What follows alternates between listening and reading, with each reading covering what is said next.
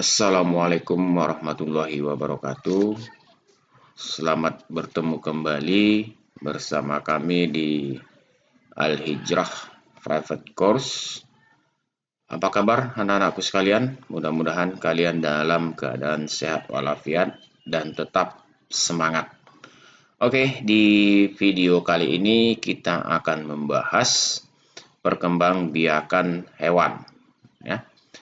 Tapi sebelum kita lanjut, jangan lupa like, share, dan subscribe, serta nyalakan lonceng notifikasinya agar kamu tidak ketinggalan video-video terbaru dari Al-Hijrah Private Course, dan yang pasti di channel kesayangan kita, yaitu SMW Channel. Dan jangan lupa silahkan tuliskan komentar bagi kamu yang ingin dibahas materi-materi yang sesuai dengan keinginanmu. Oke, kita simak video berikut ini. Nah, anak-anakku sekalian, coba perhatikan gambar berikut ini. Nah, ini yang pertama adalah bayi, ya, anak ayam, anak kambing, dan berbagai jenis tumbuhan yang masih kecil. Nah, anak-anakku sekalian, munculnya individu baru atau munculnya makhluk hidup baru adalah hasil dari perkembangbiakan. Nah, baik itu pada hewan, manusia, maupun pada tumbuhan. Nah, dari gambar tersebut, dari penjelasan Bapak tadi, maka kita akan simpulkan bahwasanya perkembangbiakan makhluk hidup itu ada 3, ya, yaitu perkembangbiakan makhluk hidup pada manusia, yang kedua hewan, dan yang ketiga tumbuhan. Jadi untuk kesempatan ini kita akan bahas tentang perkembangbiakan pada hewan. Dan di video-video lainnya nanti akan kita bahas perkembangbiakan manusia dan juga tumbuhan. Sebelum kita masuk ke sana, lebih lanjut, ada baiknya kita pahami dulu pengertian dari perkembangbiakan itu sendiri. Perkembangbiakan makhluk hidup adalah kemampuan makhluk hidup untuk menghasilkan individu baru yang sifatnya sama atau menyerupai induknya. Nah, anak-anakku sekalian, di sini yang perlu kita garis bawahi, bahwasanya perkembangbiakan pada makhluk hidup itu adalah menghasilkan individu baru dan sifatnya sama atau menyerupai induknya. Kalau kita lihat, ya, anak-anakku sekalian, contoh ayam, antara anak ayam dengan induk ayam itu bentuknya sama, ya, dan menyerupai. Anak ayam itu akan menyerupai induknya, ya, hanya berbeda dari ukuran besarnya saja, ya, karena jelas anak ayam itu lebih kecil, ya, daripada induk ayam. Nah, kita lihat tujuan makhluk hidup untuk berkembang biak adalah untuk menghasilkan keturunan sehingga dapat melestarikan jenisnya. Nah, jadi makhluk hidup ini atau makhluk hidup itu berkembang biak untuk menghasilkan keturunan sehingga dapat bertahan atau melestarikan jenisnya, atau dengan kata lain supaya tidak punah. Nah, bisa kita bayangkan, ya, anak-anakku sekalian, jika ayam, contohnya ayam berhenti berkembang biak. Nah, lama-kelamaan berarti ayam akan punah atau akan tidak ada lagi di muka bumi kita ini. Ya, kita lanjut. Anak-anakku sekalian, perkembangbiakan hewan itu ada 2, yaitu secara generatif dan secara vegetatif. Nah, secara generatif ini terbagi menjadi 3, ya, yaitu ovipar, vivipar, dan ovovivipar. Nah, sementara perkembangbiakan hewan secara vegetatif juga kita bagi menjadi 3, yaitu dengan tunas, ya, fragmentasi, dan membelah diri. Mari ya anak-anakku, kita bahas satu persatu jenis-jenis dari perkembangbiakan hewan ini. Nah, tapi sebelum kita lanjut ya, jangan lupa like, share, dan subscribe. Oke, baik anak-anak sekalian, perkembangbiakan generatif pada hewan adalah perkembangbiakan yang didahului oleh pertemuan atau peleburan sel kelamin jantan dengan sel kelamin betina untuk membentuk individu baru. Dengan kata lain, ya anak-anakku sekalian, bahwasanya untuk perkembangbiakan generatif pada hewan ini dimulai dari adanya induk jantan dan induk betina, ya, sehingga terjadi peleburan sel kelamin jantan dan sel kelamin betina. Perkembangbiakan generatif pada hewan ini sering juga disebut perkembangbiakan secara kawin. Ya, baik, kita lanjut. Yang pertama yaitu ovipar atau bertelur. Ciri-cirinya, ya anak-anakku sekalian, ciri-ciri hewan Bapak ulangi, ciri-ciri hewan ovipar itu, ya, yang pertama tidak memiliki daun telinga. Yang kedua, tidak memiliki kelenjar mamae atau kelenjar susu. Ya, yang ketiga, tidak menyusui anaknya. Dan yang keempat, mengerami telurnya hingga menetas.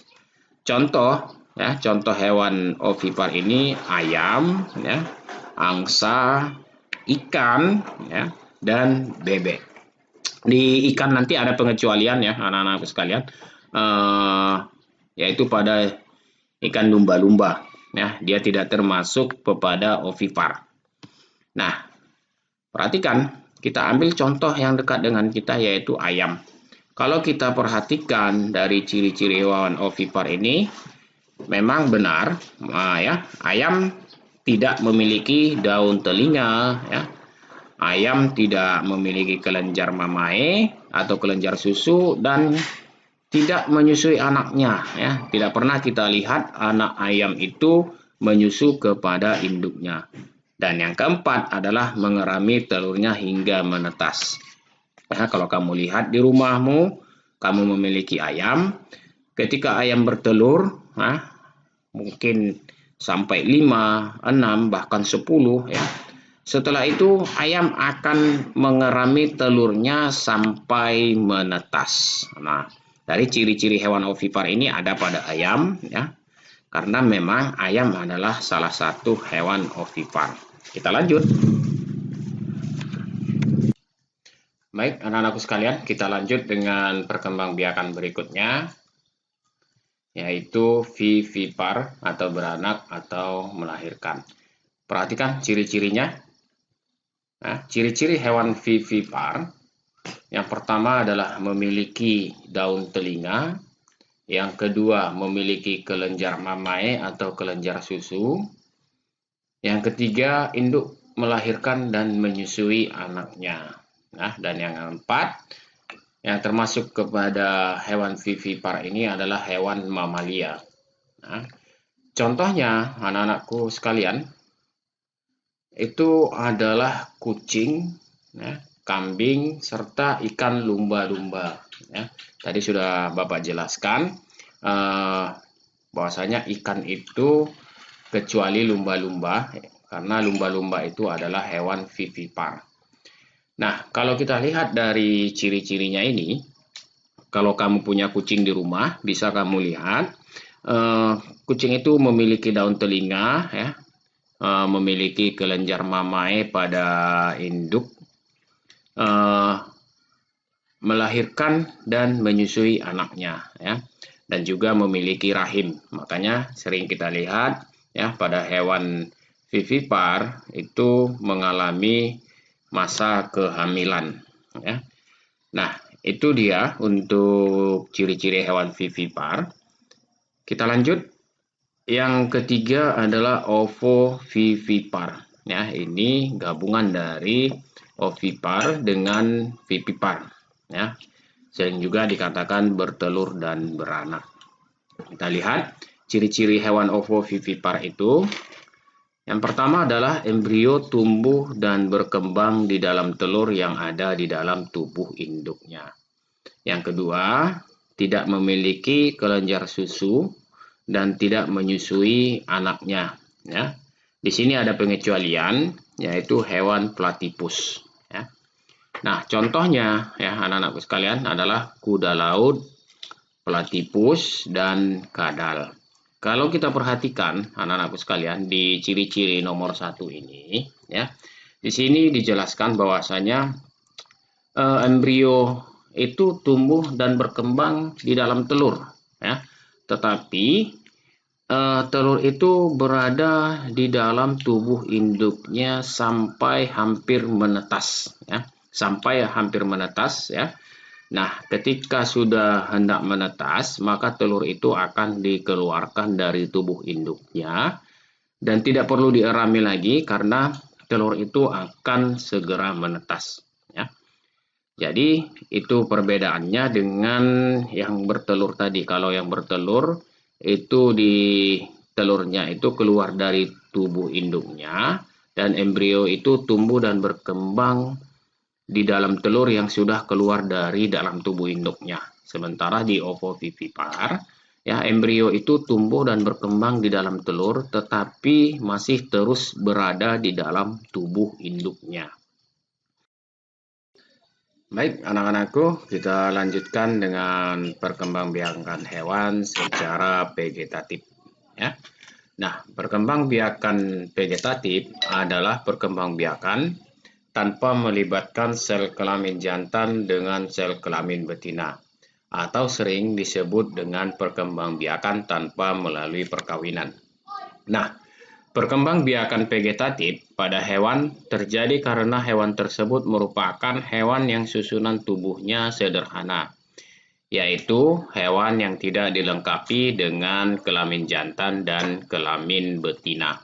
Jadi di sini ya anak-anakku sekalian, perkembangan vegetatif ini hanya melibatkan satu induk, ya. Tidak ada melibatkan dua induk atau induk jantan dengan induk betina, ya. Nah, kita lihat selanjutnya ciri-ciri perkembangbiakan vegetatif pada hewan. Yang pertama itu tidak adanya peleburan sel kelamin. Berarti di sini tidak ada sel kelamin jantan dan sel kelamin betina. Ya. Yang kedua, induknya hanya ada satu, seperti yang Bapak sampaikan tadi. Yang ketiga, sifat sama dengan induknya. Ya, ini adalah salah satu definisi dari perkembangbiakan. Ya. Kita lihat perkembangbiakan hewan secara vegetatif, yaitu yang pertama tunas. Ya. Perkembangbiakan vegetatif pada hewan secara tunas terbentuk dari tubuh induk yang menonjol. Dan kemudian bagian tubuh induk yang menonjol ini akan membesar dan akhirnya memisahkan diri dari tubuh induknya dan menjadi individu baru. Ini contohnya adalah hewan hidra. Ya. Kita lihat, nah, seperti ini. Coba kamu perhatikan gambar nomor 1 ini. Ya, ini adalah tumbuhan hidra. Maaf, ini adalah hewan hidra. Ya, hewan hidra. Jadi inilah bagian tubuh yang menonjol yang Bapak tunjukkan dengan panah ini. Nah, kemudian kita lihat di nomor 2, ya. Hewan hidra ini semakin tonjolannya itu semakin membesar dan berkembang.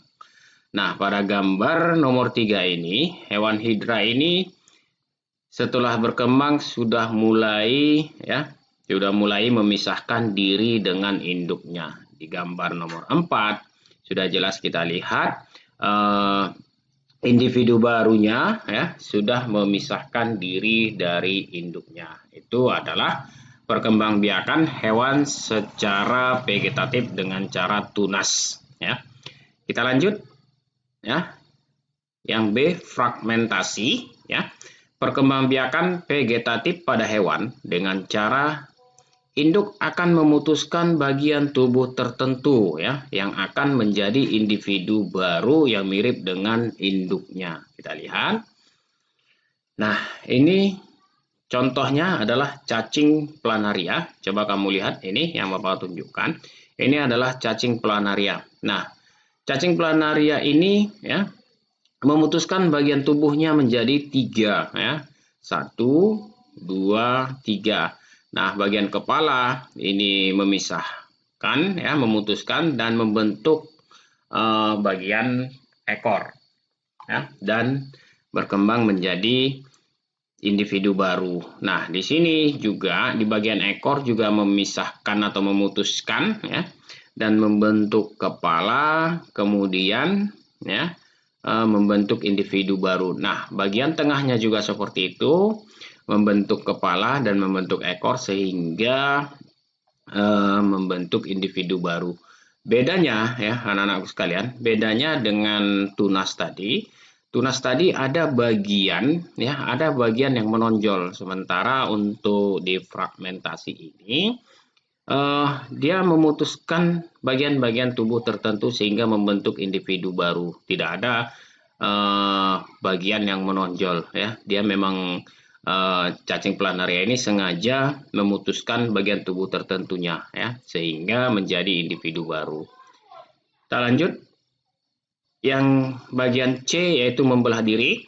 Perkembangbiakan vegetatif pada hewan dengan cara induk membelah tubuhnya menjadi 2 bagian yang sama besar yang akan menjadi individu baru. Contohnya ini adalah hewan amuba atau hewan bersel 1.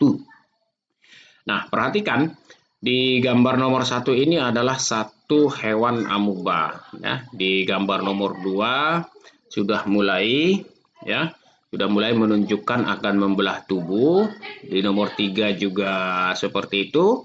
Dan di nomor 4 kita lihat sudah mulai hampir membelah diri ya dengan ukuran sama besar. Di nomor 5 juga sudah mulai menunjukkan untuk membelah diri. Dan nomor 6 ini adalah amuba yang sudah membelah diri dengan ukuran sama besar. Oke, itu dia tadi anak-anakku sekalian tentang cara perkembangbiakan hewan ya, baik secara generatif dan secara vegetatif. Jangan lupa nantikan video berikutnya yaitu perkembangbiakan tumbuhan ya. Nanti juga akan kita bahas di video berikutnya. Jangan lupa ya like, share dan subscribe untuk membangun channel kita ini. Dan bagi kalian yang ingin request atau meminta video-video terbaru, silahkan tulis di kolom komentar. Sampai jumpa, tetap semangat. Assalamualaikum warahmatullahi wabarakatuh.